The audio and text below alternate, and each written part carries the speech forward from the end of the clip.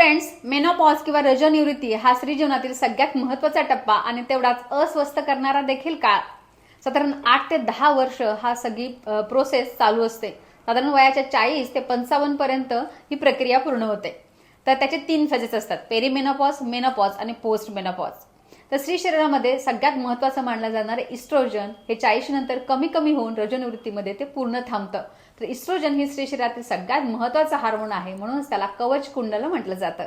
स्त्रीचं सौंदर्य आणि आरोग्य अबाधित ठेवणारं असं ते हार्मोन आहे. आणि इस्ट्रोजन कमी झालं की अनेक शारीरिक आणि मानसिक तक्रारी स्त्रियांना सुरू होतात. तर हे इस्ट्रोजन आर्टिफिशियली अनेक डॉक्टरांच्या सल्ल्याने तुम्हाला घेता येतं, परंतु त्याच्या आधीही आहारामध्ये जर आपण काही बदल केले तर निश्चितच तुम्हाला ते इस्ट्रोजन मिळू शकेल. तर आहारामध्ये असे कुठले पदार्थ आहेत? तर सगळ्यात महत्त्वाचं म्हणजे जवस. यामध्ये फायटो इस्ट्रोजन आणि ओमेगा 3 फॅटी ॲसिड्स हे दोन्ही महत्त्वाचे घटक असतात. त्याचबरोबर तीळ, पांढरे तीळ आणि भोपळ्याच्या बिया, तर यामधून तुम्हाला फायटो इस्ट्रोजन भेटू शकतं. त्याचबरोबर ड्रायफ्रुट्स म्हणजे बदाम, खारीक आणि अक्रोड. या दिवसांमध्ये स्मरणशक्ती कमी होते, त्यासाठी देखील अक्रोड महत्त्वाचे आहेत आणि त्यामध्ये फायटो इस्ट्रोजन देखील असतं. त्याचबरोबर काही भाज्या, यामध्ये दुधी भोपळा आणि श्रावणी घेवडा किंवा परसबीचे शेंगा, यामध्ये देखील फायटो इस्ट्रोजन असतं. त्याचबरोबर या दिवसांमध्ये सगळ्या प्रकारचे डाळी, कडधान्य घेणे देखील गरजेचं आहे.